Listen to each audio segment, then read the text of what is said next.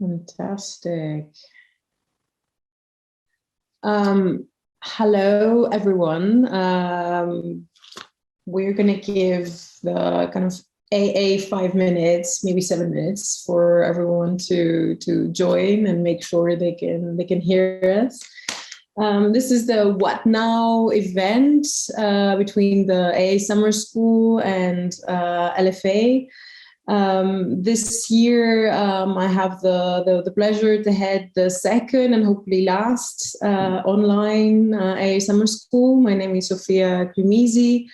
I've been teaching and studying at the AA for the last years, and this last couple of years I've had this kind of very interesting and weird experience of conducting this summer meeting that usually occurs in Bedford Square, but the last couple of years will occur on cyberspace.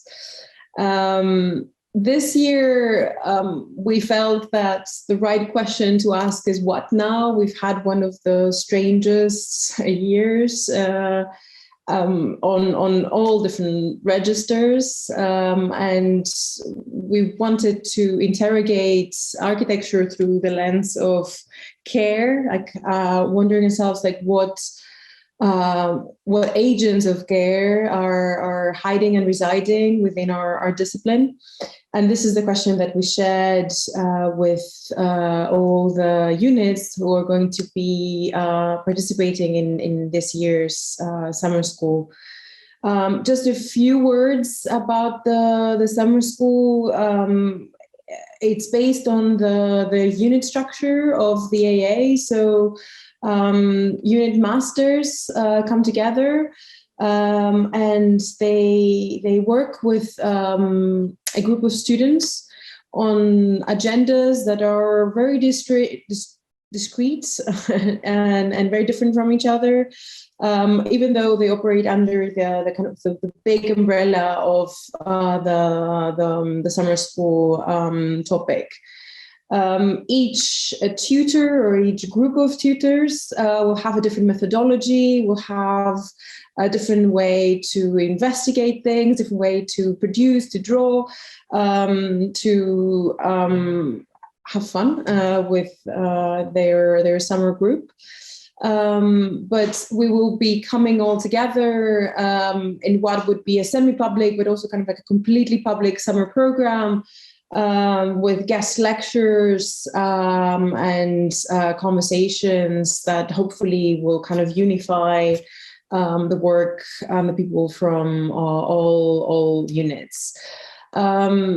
This year, we're delighted to already be welcoming 85 participants from many different places around the world. So we're kind of proud to say that we have students and tutors in practically every time zone around the world, and we will be operating around that flexible schedule. So, we will be 5 o'clock somewhere at some point. So we will all come together for a public event, but then each unit will kind of dock themselves in a flexible time zone that will work both for the tutors and for the students.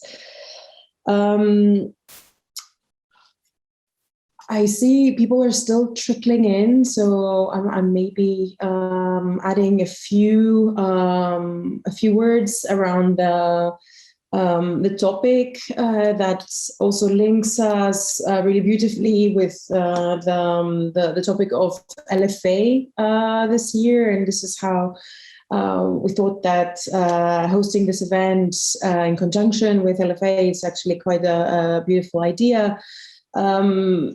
It is a year different than every other, a year that hopefully won't be repeated. We had to rethink of the agency of architecture, of the agency of education, of how we come together, of how we communicate. And we feel the urgency of discussing all these and operating with a lot of curiosity trying to kind of unpack this new situation that the pandemic has landed all over the world. I think, especially during times of lockdown and quarantine, like the word space or public interior, public exterior have taken like a completely different value and a completely different understanding than it was in the past. And I think all units in their different ways are actually addressing these issues. This is a platform to exchange ideas and engage in a conversation that otherwise wouldn't have been possible. One thing to celebrate is the fact that indeed we are in our different rooms spread around the world, but we are able to come together and discuss and connect through the means of architecture. I am going to allow each unit to present themselves. I'm proud to say that it's a really beautiful and diverse group of people coming from many different corners around the world. And operating from many different places around the world. The units have radically different topics, even though they all respond to the summer school inquiry, to put it this way. So I would like to welcome you all, tutors, students, or just people curious to join the discussion. We're going to have an introduction of the units and of the tutors. We're going to have a short conversation between us, and then we're going to open up for Q&A. If anybody wants to ask a question, please put it in the chat, or at the end, like raise your hand, and we are all delighted to continue the conversation. Okay, I can go along the gallery view. So there's this kind of Zoom randomized order. Ushma appears first on my screen. So Ushma and Federico, please go ahead and introduce yourselves and your unit. Hi, thank you for the introduction. My name is Ushma Shakrar. I, like Sophia, also studied at the AA, but have since been working as a writer and editor based in Montreal. Fed, I'll let you introduce yourself. Thanks. Hi, everyone. I'm Federico Ortiz, and I'm an architect. I'm originally from Argentina, but yeah, been based in London for quite a few years now. And also studied at the AA with Ushma. And so we've been working together for a few years, mainly on curatorial practices. And yeah, we're really excited to work on unbroadcastable houses, which is the name of our unit. Yeah, so with this unit, we're looking at video conferencing softwares, much like the one we're all on right now. We're particularly interested in the ways in which, by design, efficiency and productivity are part of the way they operate and they make us operate. The unit kind of at its core is an investigation into our culture of hyperproductivity, the idea of the work for the sake of work, both in and of themselves, but also how they become normalized as architectural values. We're interested in how the built environment is both operating in this way and can operate on this idea, but is often also a product of it. So with students, we'll be looking at ways to disengage from this kind of culture of productivity as a way of hopefully attaining some agency and providing a way of attaining self-care in this kind of intense culture. I know, Fed, I'll let you explain it more. Yeah, and I think it's a reflection on the past year for all of us who have been kind of privileged enough to continue working through these means. But there are so many interesting questions that they can be asked in architectural terms. So again, within Zoom, a waiting room, raising your hand, your background, all these issues that we take for granted now because we were kind of forced into it and it worked. But there are also many issues around the kind of online-offline relationship and the presentation of ourselves within these spaces related to productivity.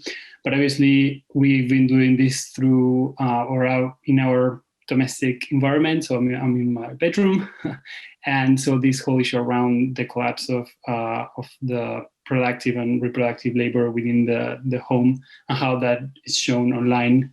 We think there are many interesting questions and things to challenge there, and the idea is for students to develop a series of strategies to kind of resist this space, to gain agency or regain agency, and ideally to translate that back into space.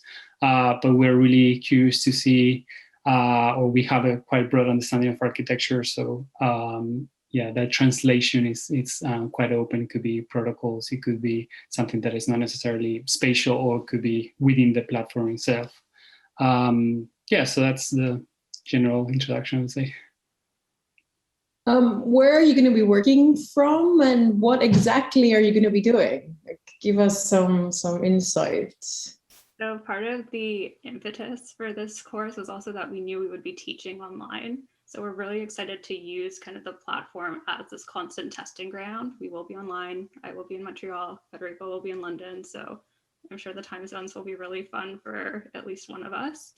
But really using kind of the place we're at as the mode of experimentation at the same time, we think will hopefully be really productive and lead to really interesting results.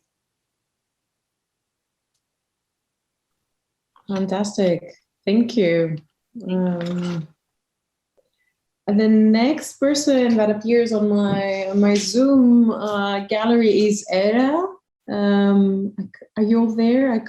I'm not sure. Hi. Hi, Era. Hi, so it's also, I'm with Athanasios Barnabas, Nasios, and Sabrina Moreira. Hello. From Lemonade. Yes, perfect. There you are, all three of you. Welcome. Thank you. Thank you. It's really great to be here and see so many people and faces and friends as well, teaching and running units. Thank you for the opportunity. Ira and I run a small studio which started out 2 years ago, Urban Radicals, and although the name might sound like a bigger version of a more elaborate studio, we also got used to this idea of working from home and from our living rooms. And this year we designed and created the Venice Biennale for the Cyprus participation. Ira, do you wanna? We basically designed a very long table. It's around 30 meters, around the idea of gathering, of coming together, of the commons. Sabrina is sitting there. Background there. So we've just come from Venice, all of us. We're currently in London. We will be returning to Venice for the AA summer school, keeping it as a base, but also inviting people virtually and physically if they want to join us there. Sabrina? Yes, I hope you can all hear me. I'm Sabrina. My other half, Lorenzo, is actually not here today, but we're part of Lemonade. And so what we are actually experimenting this year at this table will be a series of conversation and workshop, a practical workshop with different type of people and skills, different crafters from toy makers to anthropologists, chef. So the idea really is to start dissecting like fragments of our reality of how we've been living throughout these years. This pandemic year, and to work out a methodology of like linking these bits together, either digitally or through scans, through pieces of conversation, recordings, or video.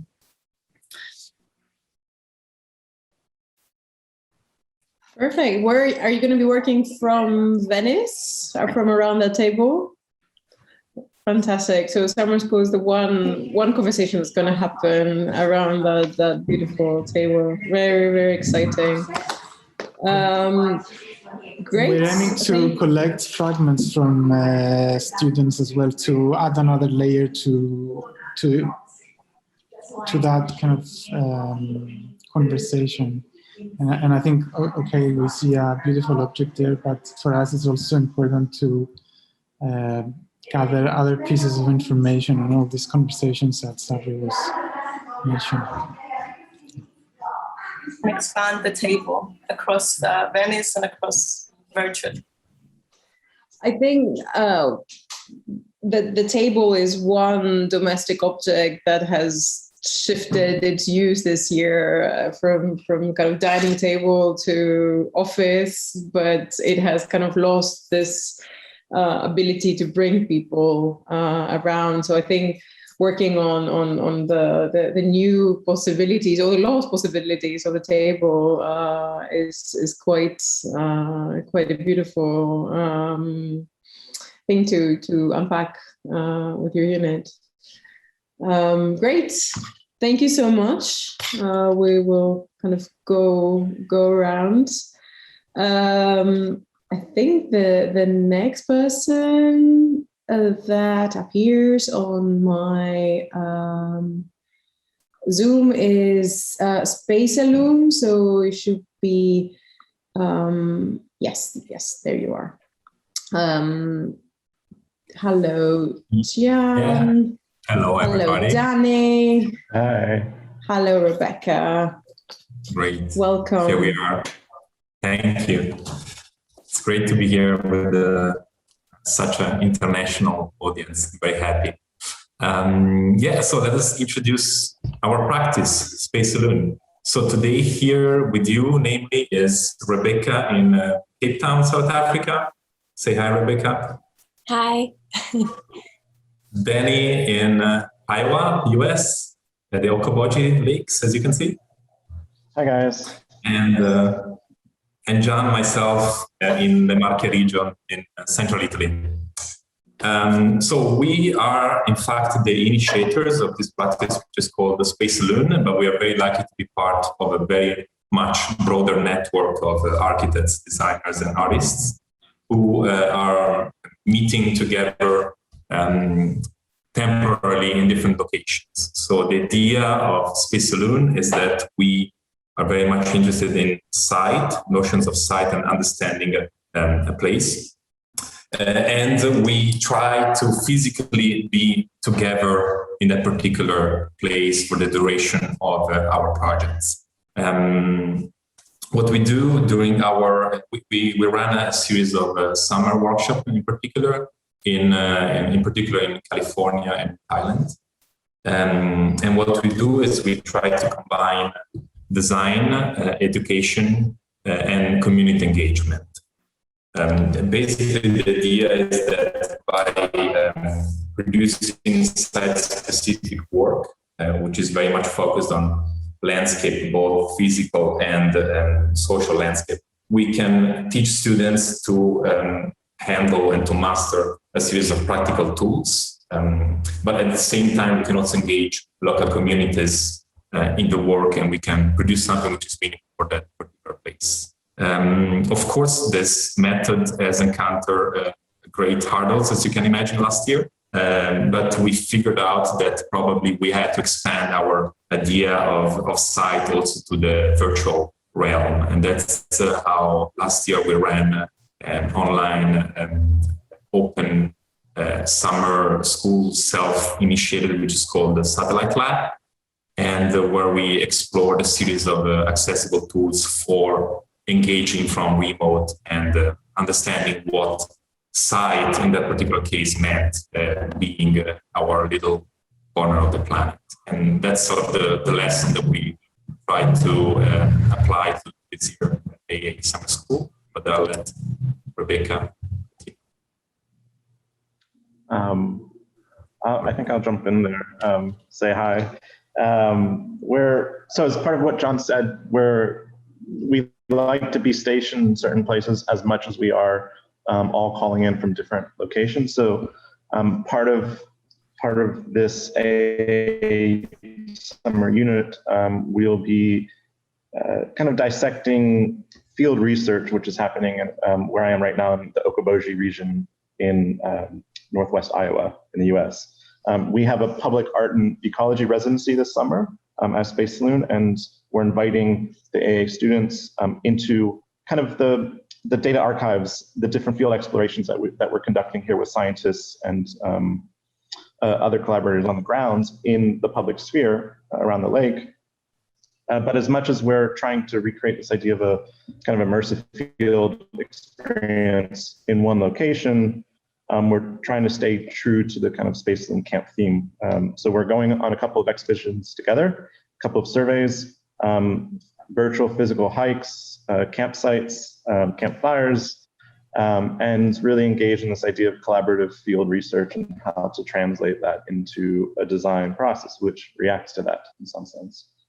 And yeah, I think we're just really curious as a group how we kind of reflect this in performance as a kind of looking at a relation between ourselves and the landscapes that we're both in and exploring through others' eyes. Yeah, I think that was enough of an introduction. Fantastic. Well, thank you so much. I think we will come back in the conversation, and I think we would like to hear more about how architects can engage communities, what that relationship is like, how you're going to be discussing this in the unit. But I think it will be better to kind of come back at that later down the road. Thank you so much. Thank you guys. Elliot is next on this gallery line. Hi. Hi. Welcome. You're missing your teaching partner, but I'm sure you're going to do justice in presenting for both of you. Welcome. Yes. So yes, I want to introduce our unit for the summer school. My teaching partner, Alban, can't make it this evening, but I will introduce it. So we will be based in the UK. I also want to say that we will be a design-based summer school unit. And we want to introduce you to the architectural dreams of the people we call the wild dwellers. So these people are those who have transformed their homes and their immediate surroundings to their individual obsessions and also to their wild attempts at togetherness. So we want to uncover the beauty in these buildings and study the extreme notions of architectural expressions of well-being. So we want to start with by embracing the personal aesthetic and unexpected architectures of these wild dwellers, these people. And that raises questions about grotesque, what is unfinished, what is boring perhaps, what is ugliness or junk. Can ugliness be inspiring? Can ugliness be beautiful? And all this relating to well-being. So, and then this also links maybe to construction methods and techniques of reuse or recycling, improvisation, and also collaging. So one thing we want to work with, maybe methods, is working with collage techniques, both digital and physical collage techniques to design. So, and then, it will depend on you and what the students want to do. And we also want to have lectures and invited guests to talk about the questions that I just raised. Fantastic, thank you. You're gonna get your hands dirty in the best possible way. I love that. Perfect. Thank you, Elliot. Let's see who appears next. I think it's Jumana and Khaled. Hi, I love that you are together on one screen. Welcome. Thank you very much. It's a wonderful opportunity. My name is Khaled. I'm a alumni of the AA. I've worked previously in an office called Khammash Architects in Jordan, and I've also worked on several kind of urban research projects. My particular scope of interest is, on a personal scale, is how do we use architecture to reveal colonial violence and political violence. My name is Jumana. I've also studied at the AA with Khaled. I'm a multidisciplinary designer, and my scope is very similar to Khalid's. And what I'm interested in is revealing systemic injustices through the work, whatever work I produce. So our unit is called Site is a Veiled Studio. We've actually prepared a few visuals just to aid us actually to take you through them. So I'm going to share my screen here. Okay. Can you see the screen? So. Okay, you can see, yeah? Mm-hmm. So images have become fundamental constituents of the spaces we navigate and inseparable parts of our reality. Images and spaces have reciprocal relationships with each shaping, influencing, and even sometimes contradicting the other. The image facilitates our perceptions of the world. It's the threshold between us and the thing we're looking at. This inevitably also makes it a territory for political operations, struggle, narration, and domination. It begs us to ask the question, does the image reveal realities or veil them? Or does it do both simultaneously? In Site is a Veiled Studio, we aim to use our tools as architects and designers to identify the spaces and realities hidden by images, with a specific focus on the image as a political ontology. We aim to reorient perspectives to promote the agencies of the communities, individuals, and beings these images marginalize. So we're going to run very briefly through some key concepts in the unit, as these will probably be the themes that will underlie the discussion, our participation in the discussion tonight. But as we present the image, we will avoid to give prescriptive definitions of the image, because this is something we want our students, to take a position on. But we'll roam around the concept. So in regards to the visual image, Ibn al-Haytham in the Book of Optics extensively developed theories to how the relationship between the eye and light works. In his book, he had also demonstrated the theory in describing and proposing the camera obscura. Beyond its technical contributions to the mechanics of sight, what Ibn al-Haytham's theory demonstrates is that what we see is not the object, but a projection of it. We perceive the objects in question. So the interrogation of perspective and perception were thoroughly also interrogated and questioned across history. Brunelleschi, for example, grappled with the question of how do we make paintings look realistic. He developed a single point perspective technique in which he tried to mimic the human eye. He was also able to mathematically calculate the scale of objects within a painting in order to make them appear realistic. Yet, with all these technical interrogations, many questions arise. Whose perspective are we looking from? What subjects are we depicting? Who's doing the portraying, and why are they portraying it? The paintings of Jerome, for example, a French painter, had maintained Brunelleschi's perspective techniques to realistically depict the East. While his paintings had shaped colonial and imperial fetishizing attitudes towards the mystical and the exotic Orient, such paintings did not in fact depict the East, but rather the Orient, that was very much a European invention and an idea. So to give another vignette, we're going to extend to the modern day camera. Ariella Aisha Azole in her book Potential Histories explains gives a spatial account of the imperial operations of the shutter. She says, in a split second, the camera draws three dividing lines. In time, between a before and an after. In space, between who and what is in front of the camera. And in body politic, meaning who is in control of the apparatus itself. So through our unit, we will be building on Azilay's critique of the camera and extend it to other forms of image making as well. As practitioners well-versed in the knowledge of architecture, space, and design, we will be investigating images with the tools we have at hand.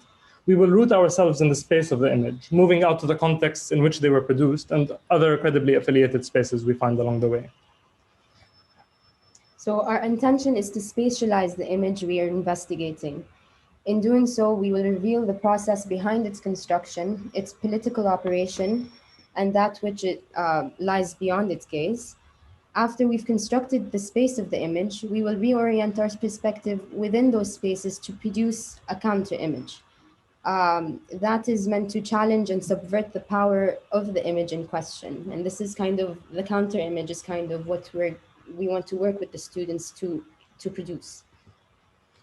So care underlies the value of our unit. We will be asking ourselves about the relationship between the image and those communities it works to serve and those it works to marginalize. We will ask ourselves, how can we challenge our image to promote the agencies of our images to promote the agencies of the people and beings those images marginalize. Our understanding of care, however, is mutual rather than a one-sided affair. We will advance and question the mechanisms through which we as practitioners can critique our own positions and perspectives in regard to the struggles we are engaging in. We will ask ourselves, how can we position ourselves as individuals within wider collective struggles? And how can we negotiate our own internal power dynamics with the struggles we are working with? While we recognize the disparate dynamics within the systems we are engaging with, our attitude will be to seek out voices and perspectives for our own knowledge as well. We learn from their voices and perspectives to bring visibility to the images we are engaging with, and in turn uncover the veils that conceal the realities. And so in our unit, we will kind of be providing roundtables, seminars, and discussions in which kind of we can bring the references and sources of primary sources to account. We will also be engaging in a design as research method throughout the scope of the unit. But more importantly as well, we will be providing supplementary workshops, media workshops to help students develop their own attitudes and style, and as well learn from kind of existing practitioners. We have a brilliant workshop dealing, for example, with historical fiction on the lineup, which I'm personally very excited for, which can also kind of allow us to speculate, how do we kind of reveal the realities behind the images and speculate on the processes of their construction. But beyond all of it, I think we really do want to maintain, I think, an experimental and playful attitude in dealing with the serious topic, because we really think that I think that's very important, I think, for the production, and I think for the engagement between students.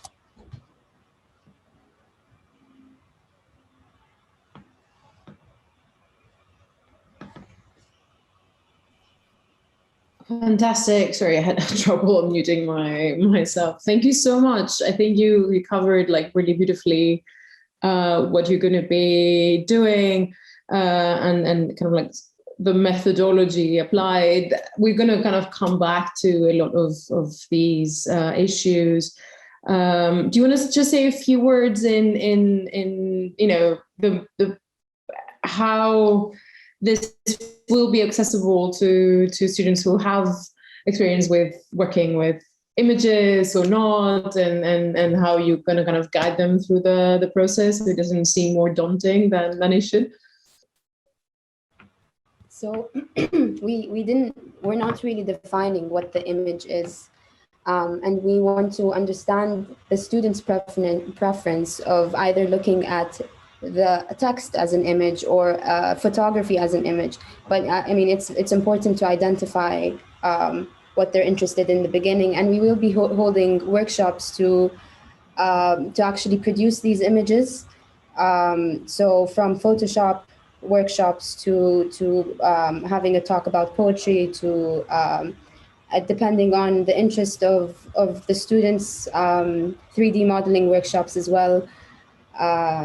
And as well, I mean, film, and I think we will be providing, I think, our own set of media workshops that will create the base minimum, I think. But we also, maybe as we develop the work, I think, want to engage with individuals and try to actually see how we can work with maybe the mediums they already possess, and of course we can kind of elaborate on that to advance interests.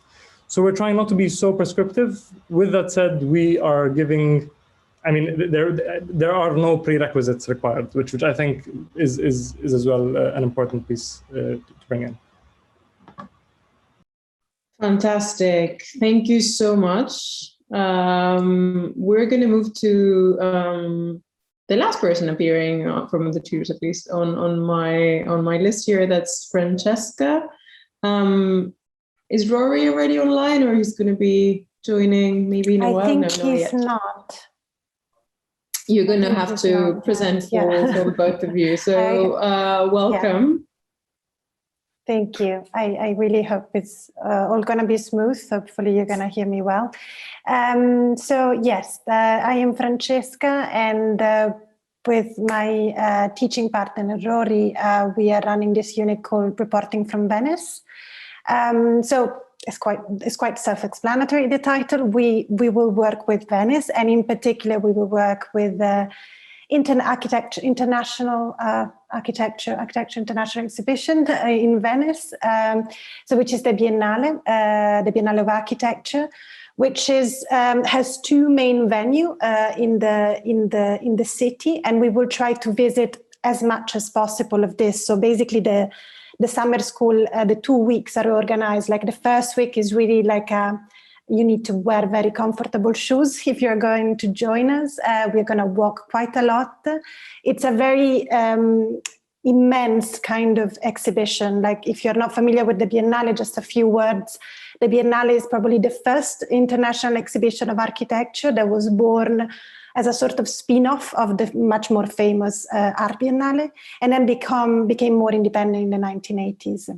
So what we will try to do is really like try to, we think it's quite interesting for us to use the Biennale as a sort of platform, as a sort of common ground of discussion to kind of bring together people that are both not very familiar with architecture, but also very professional eventually. Like we think there is a very interesting middle ground where a discussion can be started together, where different individualities and different skills can come together and can start a sort of dialogue on the condition of architecture today. This year is even more interesting, the Biennale, because it had 2 years. It actually had 2 years of preparation, and most of the pavilion are working virtually and online. So we will try to also work in that kind of in-between space that is the physical space if we are all together in Venice, and the virtual space that is the one that actually each pavilion open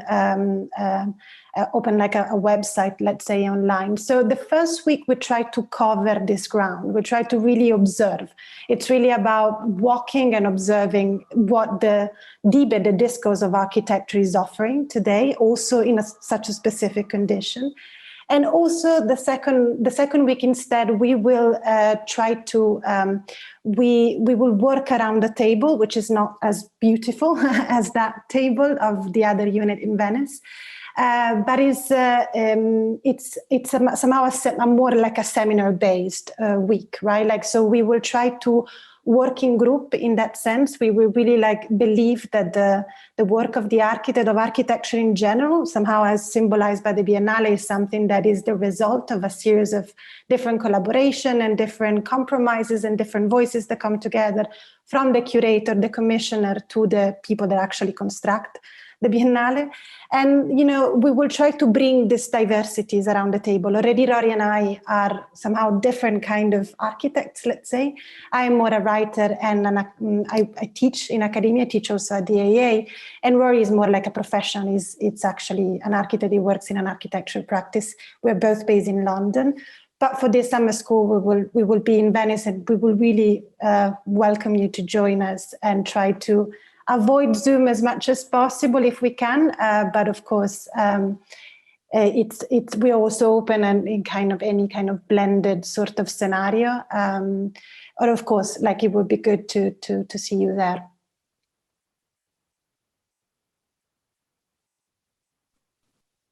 Fantastic, thank you. I mean, it will be, this is actually something to maybe share with all the participants. Like most of the units are happy to welcome students in situ in some form, each unit a little differently. So if you are interested in joining a specific unit from Venice or from wherever else they're going to be operating from, like this is a possibility. Obviously, the idea is that everything is reported online, so whether you are there or not, like you have access to this, and actually sending or kind of commissioning a unit to cover the Biennale was part of that effort to allow kind of eyes and ears where one wouldn't necessarily be able to go this year. So we are super happy to introduce any kind of hybrid studio operation. It might be a studio that works completely online, or there is some kind of hybrid condition, or a studio that has like more people in situ than online. We want to remain flexible and allow people to decide how they want to join this year. Great, thank you, Francesca, for presenting for both Rory and yourself. We have a few questions prepared for the unit tutors to get a conversation going. The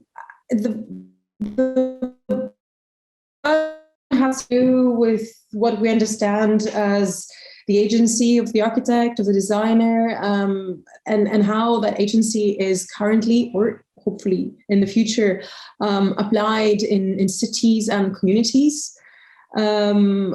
I think that all of you will have a few things to say, just because, you know, there some units address this more directly than others. I'm just kind of maybe ask for now the question directly, maybe to Khaled and Giovanna, Elliot, sorry, yours on Elliot, and Space Saloon, and allow for a debate to occur.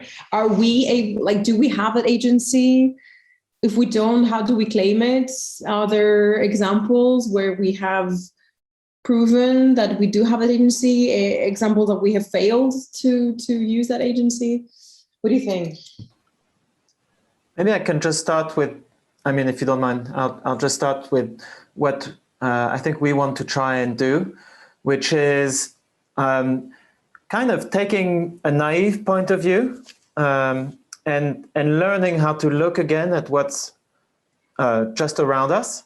So that means starting maybe even from the room we're in, and then expanding maybe to the whole apartment or flat building, or the neighborhood, maybe the city, maybe even further.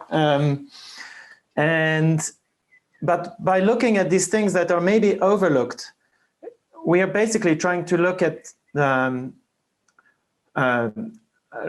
margins, studying the margins. And by raising these questions and the issue of the margins and what's in the margin, I think by having these conversations, we are in a way bringing care back to the city. I'd like to follow from that, just to say that I really agree with how you phrased it and how you were just talking about it. And I think as architects, we possess the tools that allow us to shift perspectives and that allow us to play around with scale itself. And I like that you started with kind of shifting with the scale, because it's important, I think, to start from a very, let's say, starting from a very small scale and looking at something, even psychologically, the smallest scale, looking at that and trying to understand that perspective in order to, and then kind of zooming out and understanding how that particular individual relates to their surroundings, and then zooming out. But then I think as you zoom out, it's very important to then zoom back in. So then you kind of have an understanding of the different communities and how they relate to each other. because there's a lot of intersectionality and even within the same community, separate individuals would have different relationships and different kind of perspectives of certain things. So yeah, that act of constantly zooming in and zooming out and zooming in and into different things, different objects or people or elements within a certain, within our unit, it would be the image itself. So within the image itself, what do we see? And then what do we not see? So when you zoom out, when you kind of have that whole of the image itself, then we start to question what is not in the image. And then, yeah. I think just to expand on that point, because the question also is dealing kind of with the agency of architects. I think one of the things that we're trying to, I think, dwell on is the idea that it's not only the agency over space that we want, but the perception of space. And I think for us to take the image as that entry point is what we're trying to kind of grapple with. It's you know, is it only the built environment that we're concerned with, or is it actually the representations and what that space actually represents? So for us, I mean, building on the point of absence, you know, I don't know if you look at the Statue of Liberty, you know, that what does that represent for an indigenous American? And I think for us to kind of really try and dwell on those representations, I think is where we want to be. And I think as architects, we are equipped with the tools to do so.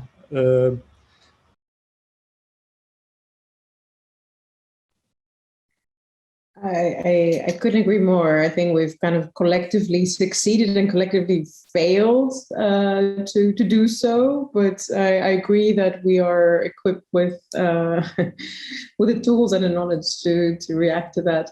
I want to invite anyone else who wants to join this conversation. Maybe I would like to add a point, which is, you know, sort of complementary to what was already said very well, I think.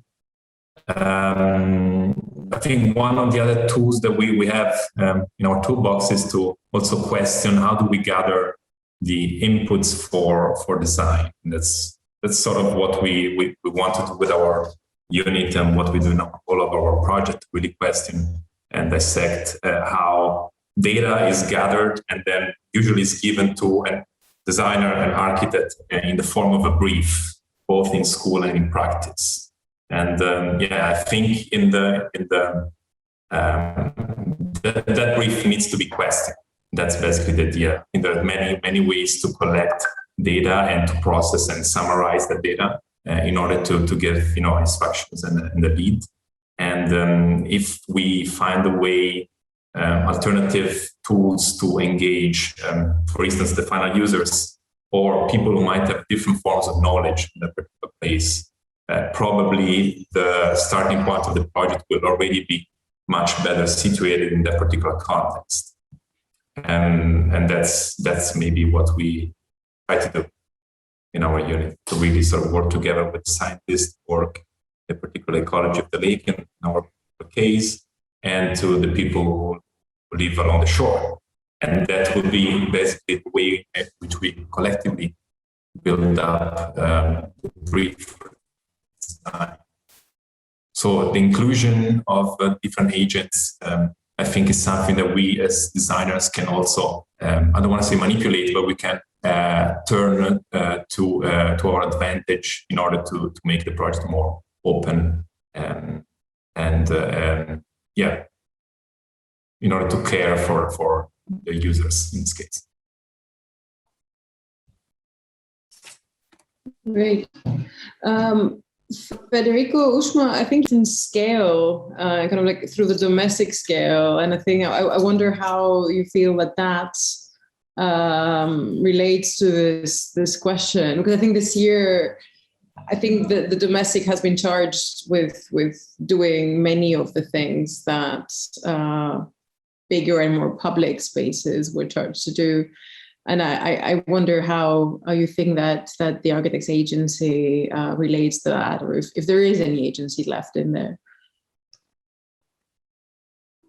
I mean, I'll start. I don't have a great answer. I think that because so many of us live in spaces that we have very little agency over, this year especially, individuals have kind of been charged with the task of the architect or architectural thinking and how they want to use that space, their spaces, and how they want to kind of deal with this collapse of reproductive and productive labor in a single space, and how they're defining domesticity, how they're defining how they're going to live. So in a way, I think architecture has become much less specialized this year in the way we're thinking about design and how we're operating within this current context, particularly in our domestic spaces. And I think we want to harness that a little bit in our unit and thinking of, or using design thinking as a way to then counter this exact kind of phenomenon that's happening. I don't know if that really answers your question. I think it doesn't, but I said the words agency in architecture, so. And the other thing I think I would add is that the kind of subtitle of our unit is how to do nothing online. So we're interested in this idea of resistance, not for the sake of resistance and not doing nothing just for doing nothing, but for finding a way to disengage with a framework related to productivity and how it's defined by kind of our social norms or different societies or different groups as well, how they define certain norms. So how to disengage with that framework to re-engage with other kind of personal agendas or more different agendas that want to question that framework. And I think, yeah, there's space there to kind of subvert or to at least rethink the power structures, especially within the discipline. So if you think of, I don't know, relationship with clients or things like that, there are quite clear space, or even the brief, for example, as was mentioned, there are, yeah, a lot of things that are taken for granted. And yeah, we think that from the experience of this past year and learning how to do nothing or to disengage and to put on the table, yeah, how to disengage with this hyper productivity. And also we're really interested in this, the issue around the attention economy, how we are obsessed with our phones and we're submerged in this virtual world that it's so useful. And in terms of care as well, it gives us so much and keeps us connected, but at the same time, it creates so many problems. So how to balance that and what we can learn as architects from that. And maybe I want to extend this question to the Venice units, and I wonder, especially this year with the topic of the Biennale being, the question of the Biennale being, how do we all live together? Do you think that there is an agency that kind of emits outside the discipline of architecture towards the world through exhibitions or through this specific one? Like, are we able to, through these platforms, to communicate with the world outside our discipline?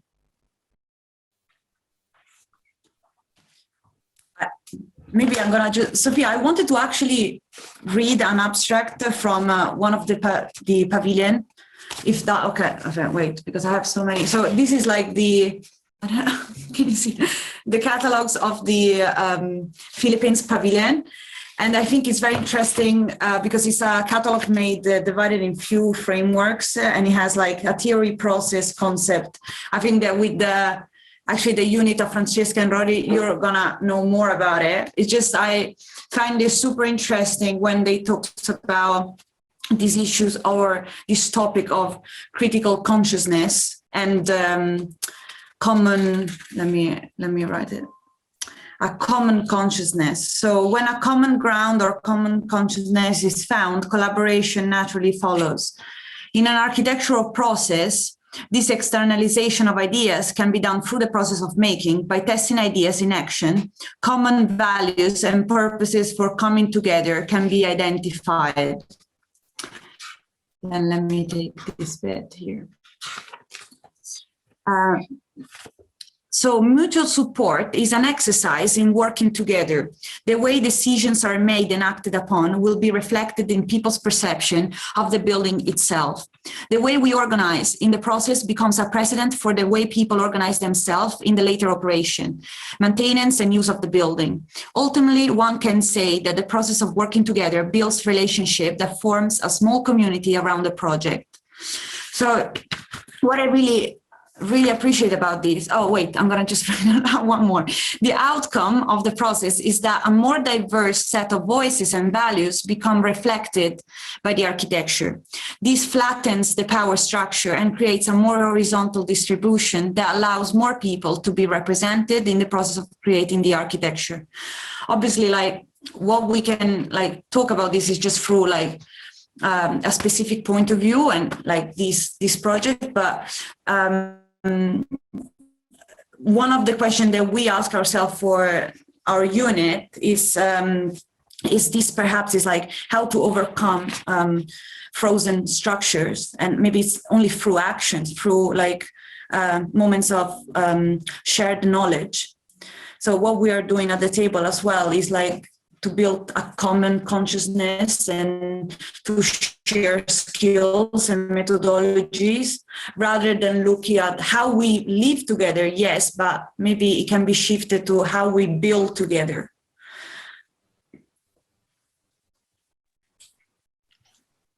That's yeah, just maybe go off that, or do you want to move on to the next question? Yes, actually, I wanted I wanted to wrap it. I think if you have interesting to say, we can still have a few minutes. Please go ahead. It's okay. We have. I mean, I think so many of these themes are interrelated. Knowing the questions, we seem to be covering sort of really interesting topics, just sort of across the board, hearing to everybody's contributions. But yeah, that reading, Sabrina, was wonderful, really lovely. I think we've said it a number of times, but we're very interested in this idea of fostering global care for localized sites. It's a bit of a catchphrase at the moment, but for us, sites are ecological and cultural landscapes. And for us, it's so very important that we are not positioning nature and society as of two separate sciences, but that they really are interrelated systems. And yeah, we want to sort of celebrate and sort of come together and celebrate difference and diversity and kind of literal biodiversity, but sort of acknowledging humans' presence in that as well. Yeah. I think actually you're right. Like we are kind of moving towards the territory of what would have been our second question, that has to do with how architects can kind of bring visibility to kind of localized sites of marginalized communities, of kind of places where colonial powers have made specific structures using architecture. And I think basically this is asking the same question kind of backwards, like, is it visibility that we're aiming for? Like, does visibility come without a political comment?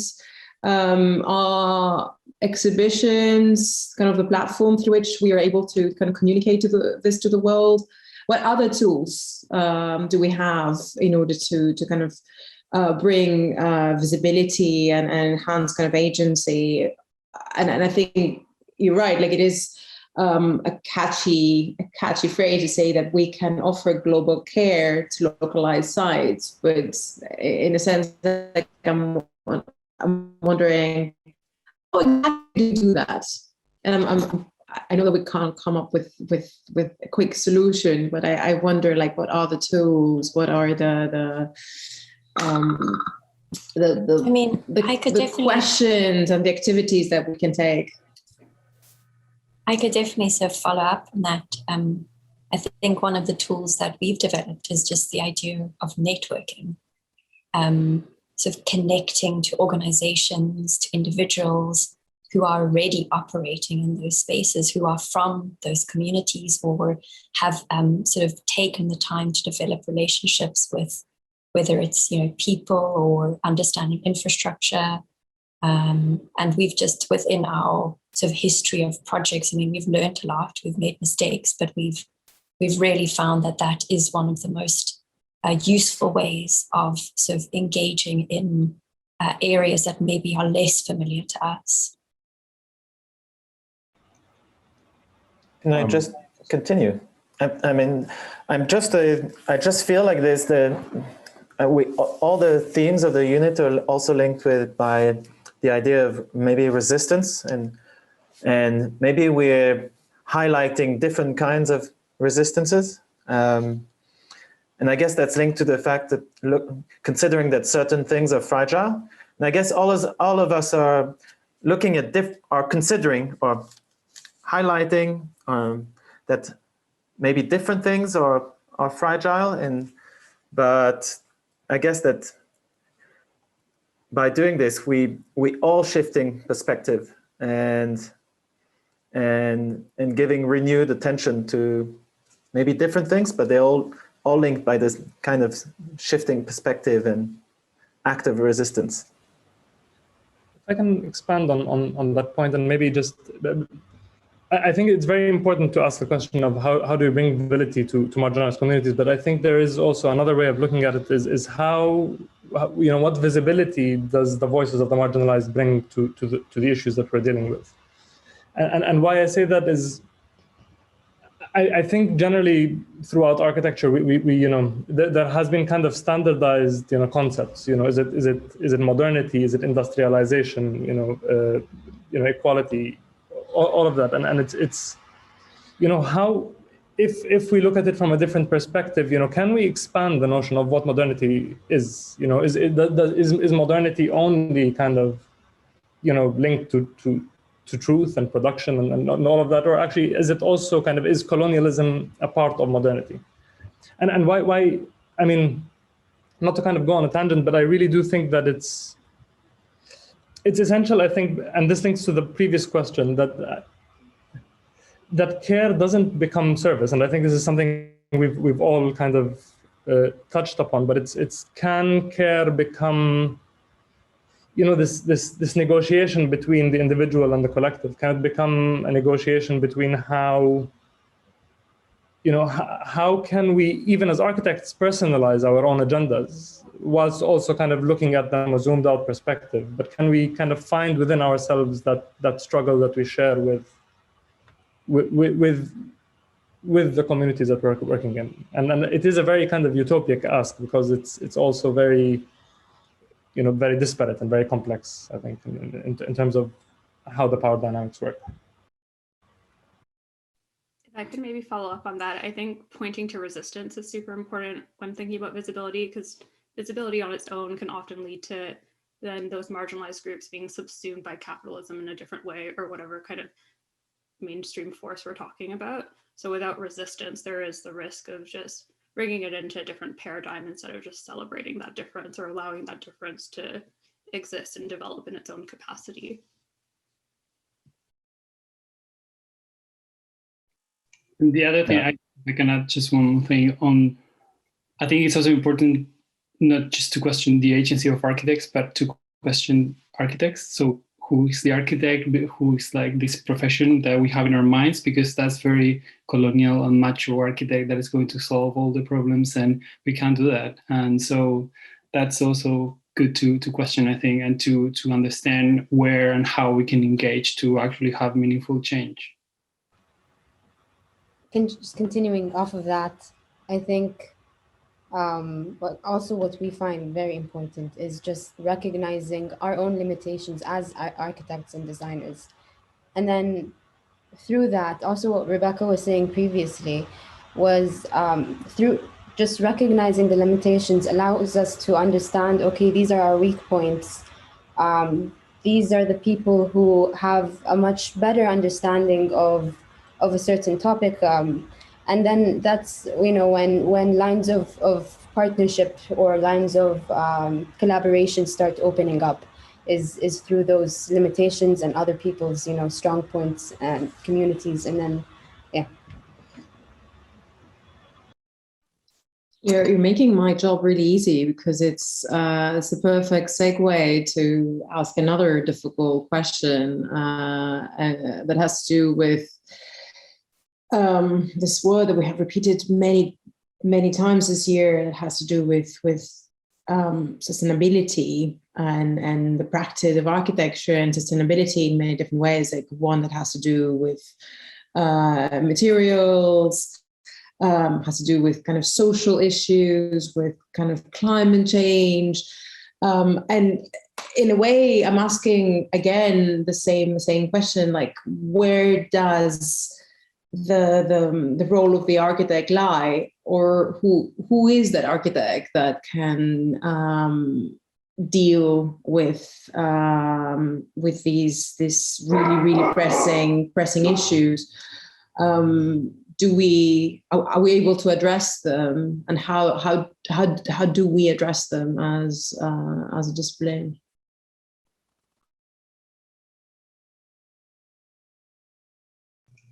Can I jump in?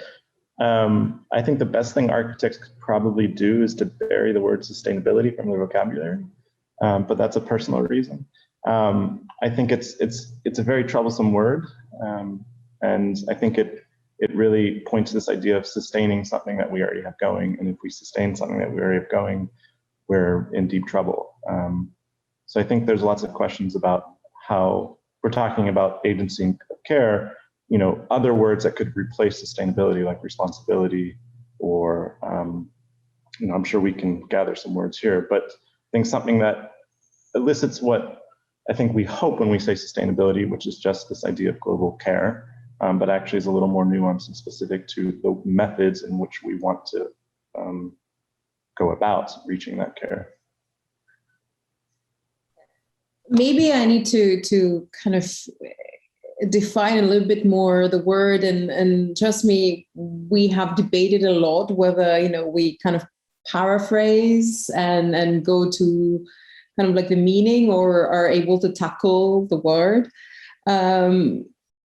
I think, and this is how I wanted this kind of question to kind of pan out towards you. We have charged the word sustainability with awful architecture, or like minimal agency, greenwashed it, or kind of created like this pseudo narrative about what architecture can do can add to a conversation that has to do with resources, climate change. But I think collectively, I can't speak for the AA, but I can speak for the members of the summer school. We felt that it's more courageous to address the word, use the word, and give it some new content, new meaning, instead of kind of like avoid it altogether. But having said that, I don't know that I'll be able to ever use this word in the context of architecture and not have these kind of ghosts of the past come through my mind. I kind of constantly remind myself that this is not what we're talking about anymore. And I hope that the pandemic has been able to kind of shift that gaze of the architects and of people looking towards architecture from that kind of, let's say, greenwashed paradigm to something much more sustainable, literally and metaphorically sustainable. I think in a way, Khalid mentioned it about the word modernism, reevaluating that word modernism, what it means, what frameworks do we feel have sort of colonial undertones, and what frameworks of modernism can we actually expand on and work within. So yeah, I I understand the hesitancy, but also the need to use the word sustainability. I mean, my only issue with it, I think, as a word is generally, I mean, this is the reality is that kind of the climate crisis has drawn a parallel, you know, between humans as a binary and nature, and I think that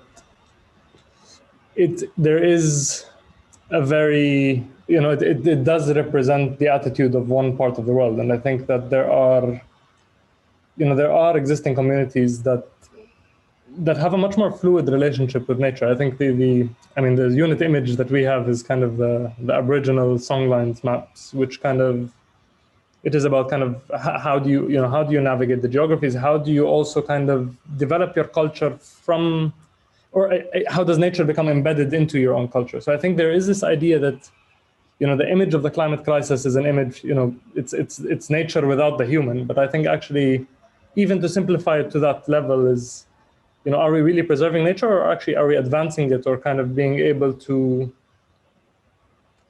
I mean, in regard to our own unit, I think we cannot provide the solution, but I think it's how it goes back to this matter of perspective. You know, how do you how do you start like seeing it as part of you rather than something that's outside of you, rather than like a binary thing, but something that's embedded within you, and in the same time outside of you, which is kind of it's a very kind of difficult line, but I think it does call for you know, masterful perspective. I think it has been the thing I think for us, it's like we have to understand it.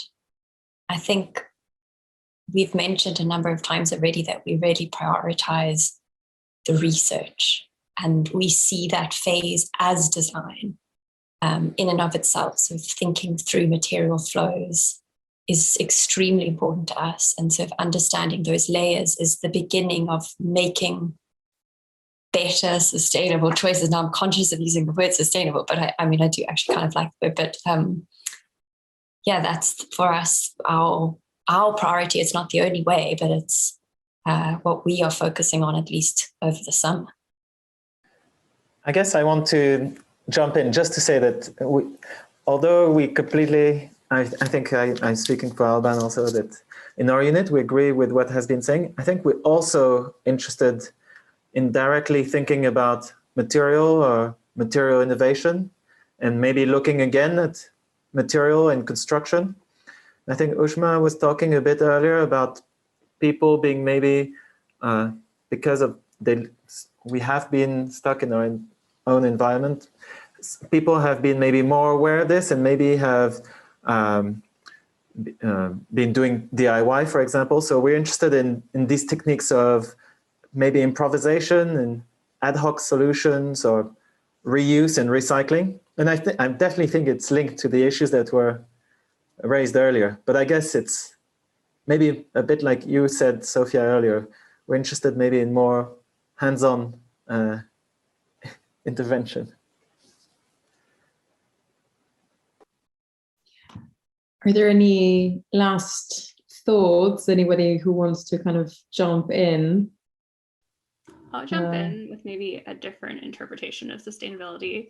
I think problematizing the word is really important, not just in the idea of what it's sustaining, but also to what end it's sustaining things. Like if we're sustaining things as they are, just so we can continue using the environment as an extractive resource, so we can maintain current power relations, I think it's a really important thing to think about in terms of the environment, but also I guess more in relation to the unit Federico and I are teaching. We've been thinking about sustainability as the ways we take care of ourselves so we can continue to work. And I think what we really want to do is create a space where we're taking care of ourselves in a way that is unrelated to work or any productive value. So it's not sleeping your 8 hours a day so you can go to work refreshed the next morning, or taking a coffee break so you're caffeinated and can focus. I think we really want to create space for a different type of rest that isn't productive and isn't related to productivity, and is therefore hopefully sustainability to different ends. I think that's the best way to wrap this up, and the best kind of asterisk that we can add in the lexicon of this word. I want to open up to questions that participants might have. Like, feel free to raise your hand or put questions in the chat. There might be questions between the unit tutors as well, like curiosity about how you're going to run things.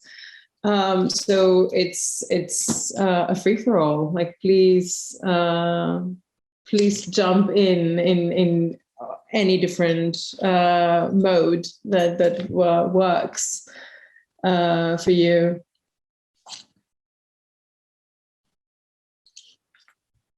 Are there any questions amongst the units? Like some. I mean, I actually have a job because it's been touched on, but I think that there is something quite interesting across all the units. It's. I mean, one of the things that we're trying to grapple with is not to get rid of the architect necessarily, but kind of to build off the discipline of knowledge, and I think. But as well, I think there is something in the last period in which kind of these lines are blurring, incredibly.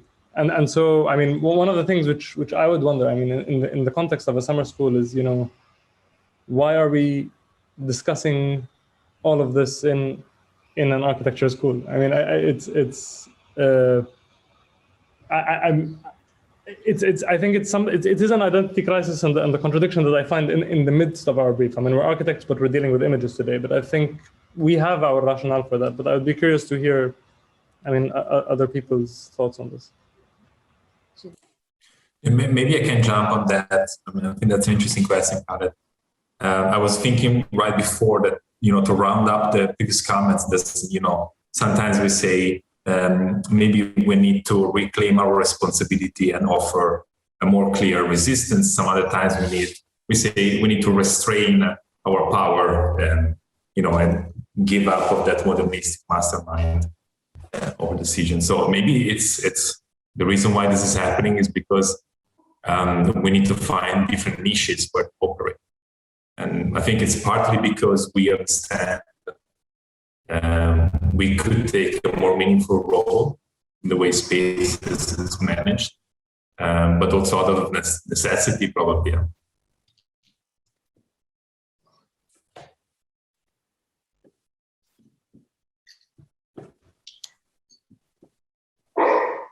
I mean, I think it's a very valid question, and many times when I need to explain function. For sure, of the unit system altogether, people have a hard time understanding how all of these agendas fit into this tiny school. Well, I mean, wise that the AA is. But I think especially in the summer school, it's kind of important to kind of reiterate or underline the fact that all of these are entry questions, and the question basically that you're going to be asking as students, as participants, is that what can I do? What can I draw? What can I produce through this window towards discipline, towards the world? And I think you're going to be bombarded with many different viewpoints, many different voices, many different ways of addressing things, abusing. And my recommendation is that we should all embrace this in order to kind of move forward and kind of play this game. But I'm really glad that we're able to have this conversation early on, like asking this questions and how these questions sit kind of next to each other. Any thoughts from people around? I might, if they're not specific questions, I might kind of go ahead and explain a little bit the schedule, and maybe each one can have a few words to say about how you're going to run kind of schedule-wise your unit. Even though I see a raised hand, let's give me 1 second. Hi, Sian. I think that you should be able to mute yourself now. Hi, sorry, I just wanted to double check. I'm based in London and I wanted to know if it was like a hybrid learning experience with the lectures, or would it be all on Zoom? We do our research, we work in groups like we do at uni, or are we kind of going to, you know, a studio space and then doing work there as well, or is it all online? I just wanted to double check. It's a fair question. The idea is that the basis of the summer school is online. So we allow anyone from everywhere around the world to be able to join. Specific units, especially the ones that are operating from Venice and have to do with the Biennale and events that are there. But also, I mean, I think all units, depending on how many people will kind of end up or are willing to kind of be in the same place, will be able to create moments, events where we can come together, of course, like making sure that we are kind of following up on regulation that have to do with how many people come together, distances, etc. So everything we are going to run online, but we are welcoming specific ways of coming together when these are possible from both ends. So if you are in London, most likely, if you want to join one of the units that will be operating from London, there will be specific moments where there can be organized kind of like physical interaction. It's not mandatory, but you know, I think we're all craving to come a little closer when possible. Long answer. To say that we are operating online, but we are kind of welcoming kind of face-to-face meetings when that is possible. If anybody is interested in kind of joining from Venice, especially for one of the 2 weeks when all the visits are going to take place, that is also an option. And I know that all units are willing to kind of entertain face-to-face meetings, not in an everyday basis. Obviously, that's not allowed by the situation, but in a way that kind of makes sense for everyone. Sophia, can I add something really Please, quickly? of course, yes. Maybe it wasn't clear. We are going to use all the studio in the Cyprus Pavilion for us as a base for students to leave their stuff or to work there as a workshop space. So if people are interested to come to Venice, we're going to allow that, and we're going to also help with accommodation if needed, absolutely, materials, etc. But what we really want to make sure that it's a collective process. So throughout, also between the students, so we're going to exchange fragments and tools and design skills, workshop throughout the week. So everything is connected. It's not that you're working in isolation. I don't know if Ira wants to add something. But it's a really exchanging like process between all the students. They are far away, Sabrina, or online, you're breaking up.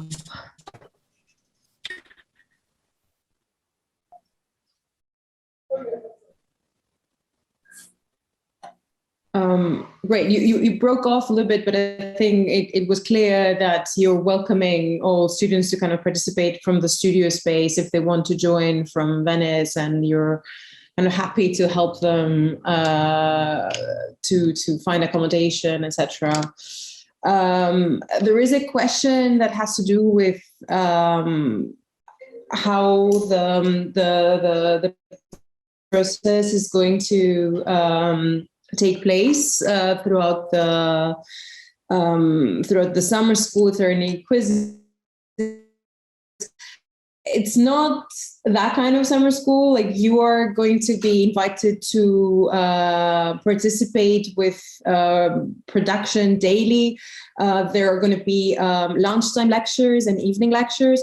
We're kind of sticking to British Standard Time, but that is flexible enough for you to join from everywhere. Especially the evening lectures are going to be recorded. So if you are all the way east and this is too late for you, these are all going to be recorded and shared. But especially the lunchtime lectures are in a time during the day that, whether east or west, like would hopefully work. Within each unit, there are going to be kind of midpoint presentations. So you're going to show your work, you're going to discuss your work, but this is not in a form of a quiz or a test. It's always going to be a conversation in order to kind of advance the work. There is no grades. Actually, the A doesn't have grades altogether. So even if you join the school, eventually you're never going to get an A, B, or C. You either pass or you don't, which allows for each student to stand to kind of from their own bar and say, kind of define how far they want to kind of like push the work. There is going to be one final review the last weekend. So we all going to come together. So you're going to share your work with the rest of the summer school. So you're going to get to see what all the units are working on, and invited critics are going to join. Again, not to give you a thumbs up or a thumbs down, this is good work or bad work, but just to engage with you in a conversation, discussing about what you did, how you did it, like giving you references and kind of celebrating the work. Again, there's no quizzes, there's no tests. The idea is that you are invited to join a very intense and productive couple of weeks, but intense because you're going to be bombarded with events, with lectures, with information, with interactions. And the idea is that you will be able to absorb as much as possible. The end, the final review is a celebration of the work, not an assessment of the work. And I'm sure, actually, it would be great maybe for each unit to say a few words on that, on the work and on how this is how you're gonna produce this. So we can kind of hopefully wrap up, unless there are any more questions that I'm missing on the chat.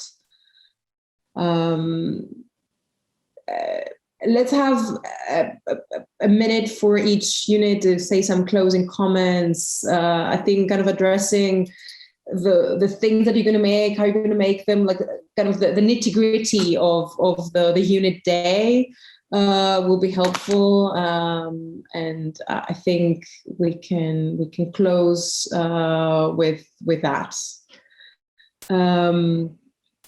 Francesca, do you want to start? You're kind of sitting next to me on the yeah, and I might also sorry, I have a here and not here, and my connection comes and goes. But I wanted also to add a few, just very quick thing about our visit, let's say, at the Biennale. So I know, of course, we welcome people to join us. But we understand if that's not very feasible, and we plan to have virtual tour with invited curator of some of the pavilions, some selected pavilion, because it's impossible to cover them all. So in the first week, even if you're not in Venice with us, of course, it's going to be possible to have this sort of hybrid condition. And with to respond to your questions, that Sophia, about the kind of outcome of the unit, Also, if we're gonna work in group and in the circumstances of an hybrid kind of a unit, we will couple people that are online with people that maybe can be on site, because the idea is really like in the end, what we're going to produce in the end is, after a series of long discussion, conversation with guests and curator on the Biennale, is really reflecting is this idea of decontextualize the Biennale, so somehow making the theme of the Biennale of each pavilion diffused and more maybe scattered around the world. So what we're going to end up with is going to be, in the end, a publication of all our reflections. Ideally, is going to be a text that in couple, you're going to, in a kind of working couple, you're going to write somehow together, and an image that you're going to produce too in response to that text and in response to one pavilion that will be your sort of case study, let's say. But the idea at the end, what you're going to go home with, ideally, it's this tiny publication that we will print with a graphic design studio in Venice. So that's it. I wanted just to clarify that the hybrid possibility is something that we are thinking, of course, of. I'm going to jump in just for a minute because there's one more question on the chat about choosing your unit. There's, let's say, a lottery that takes place, but we want each student to end up in the unit that they are really interested in. So part of the reasoning for this event, there's going to be also a presentation of each unit, a more analytical one in the first day of the summer school, is for each one to make sure that they make up their mind what is the kind of the preference. And you're going to give us your top 3, and we're going to do our best to place you there. Usually we have no conflicts. You end up getting your first or second or third choice, and it works really really well following from there. But yes, the idea is that you are able to indicate your unit of interest, and we're doing our best to place you there.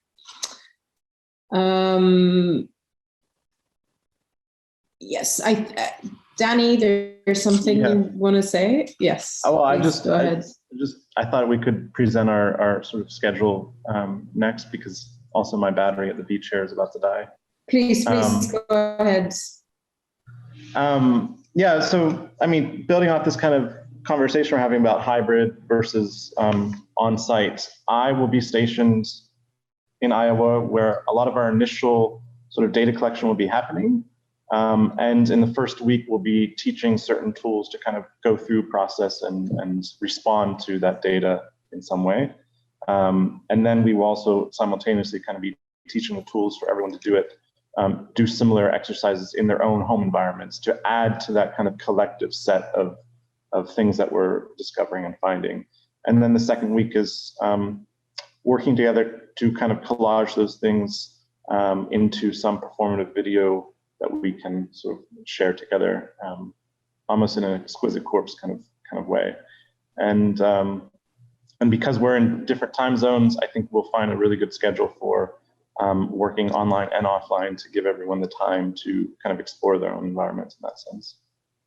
And just to add to that, really, this idea of tools is not something to be intimidated by. They're actually quite simple, or I think they're just adaptable to, even if you really know nothing at the beginning, you'll be able to manage. And then, and if you do say something more about one of the tools that we're interested in, then we also sort of offer more advanced options. So it's, just depends on also what you're interested in and where your attention lies. So don't be intimidated by the idea of crazy tools, because they're not that crazy, but they're crazy enough.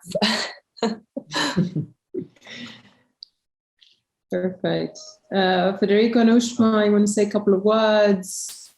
Yeah, I'll take this one. So yeah, we're going to be online, as we mentioned. So our whole thing is questioning this online space. And the first week will be more about kind of analyzing the space. We'll be discussing issues around the architecture of productivity or for productivity, but also ways of resisting that, so feminist strategies like idleness, boredom, other ways of questioning that architecture.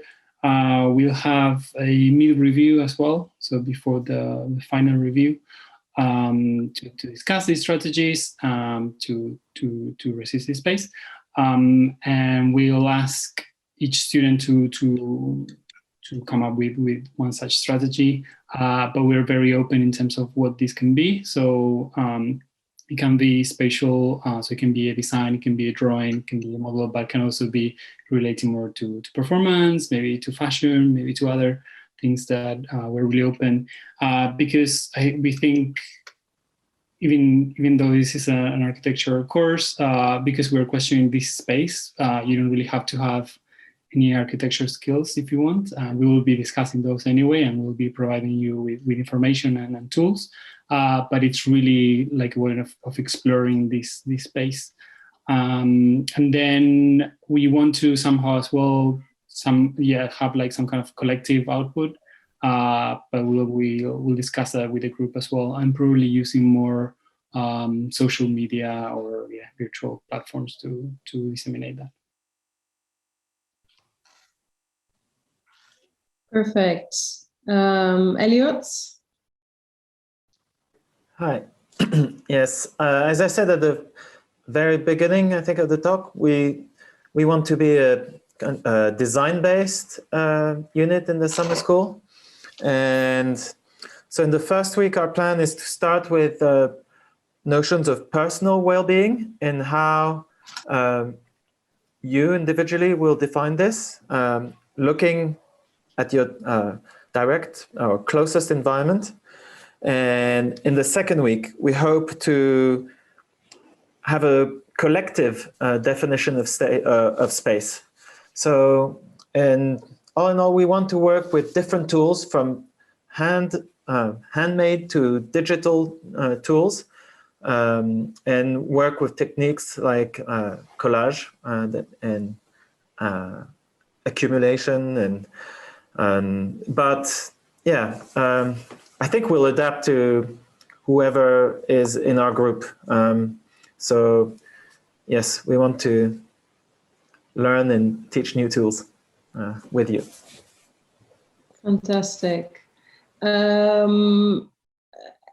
Is anybody else willing, are you wanting to add something more? I think Sabrina, Era, Yeah, just to kind of follow on to what everyone else has touched on. I don't think anyone should be, anyone thinking of joining the summer school should be intimidated into joining any of these units. I think our units are really flexible. Like our particular unit is incredibly flexible in terms of what skills people can come into and how they can push their agenda and the work and the kind of design skills through the unit.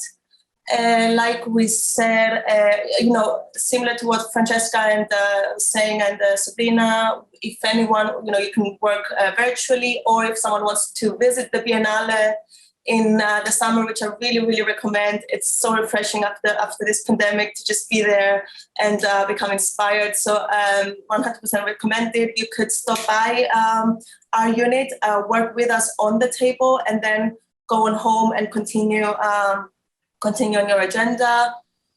We're essentially using the space of the Cyprus Pavilion, which is 5 minutes walk from the Arsenale. It's a giant table. It's begging for people to come in and activate it. The table in itself, it began as an idea of, so the exhibition is called Anachoresis, which it starts off with a definition by Roland Barthes in how we live together. It's kind of an abrupt retreat into the scale of the domestic, which we've all experienced. And then we're kind of starting to question, are we now longing for the city to come into our domestic spaces, or our domestic spaces to come into the city? So the table in itself responds to that.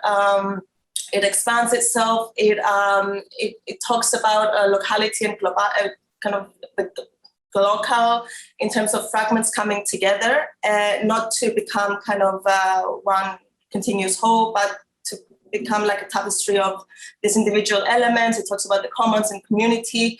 And so this fragmented table that you can see there in Sabrina's background, each student will receive a little bit of a fragment of the table, and they are free to, so we're going to be using 3D scanning, which is very easy and will kind of guide you into how we do that, and various design practices from collage to 3D. I should be wrapping it up now, but there you go.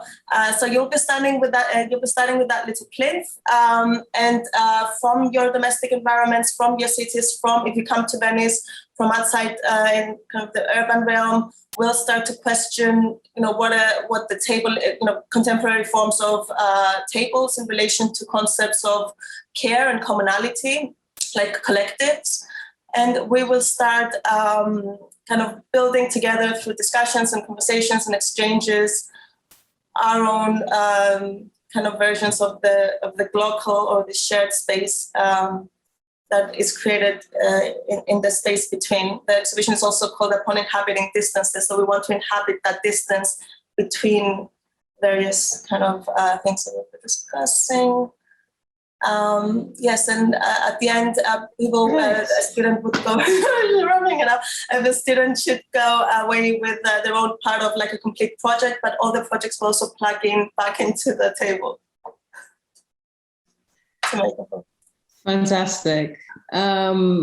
We need to be wrapping up. Are there any kind of last comments or additions, something that we're missing from this matrix of information? I think actually I'm really happy, like we've covered a lot of ground. I want to say feel free to reach out to us if you have any questions. We can also direct your questions to specific units if you want to know more, if you have questions about coming together, in real space. You can reach out through Instagram. You can reach out via email.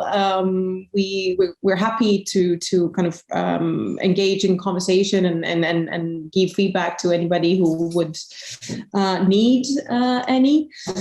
I want to thank you all for coming together and talking kind of specifically about what you're going to do in the summer school, but also kind of bigger, more difficult issues. I really think that we covered a lot of ground. It's lovely to see your faces. I really hope that this will be kind of a celebration of the end of the pandemic. This summer school, we will remember it as such. So I want us, to really explore the medium and take everything we can from it in order to kind of move into a new moment in time, if possible. Thank you so much. And we will all come together again at the beginning of the summer school. In the meantime, watch for our Instagram posts. The different units are gonna go on and have their kind of moments of explaining what they're working on through posts or Instagram lives. So stay tuned. Thank you so much. Have a great evening and see you soon. Thank you. Thank you. Thanks. Thank you. Bye.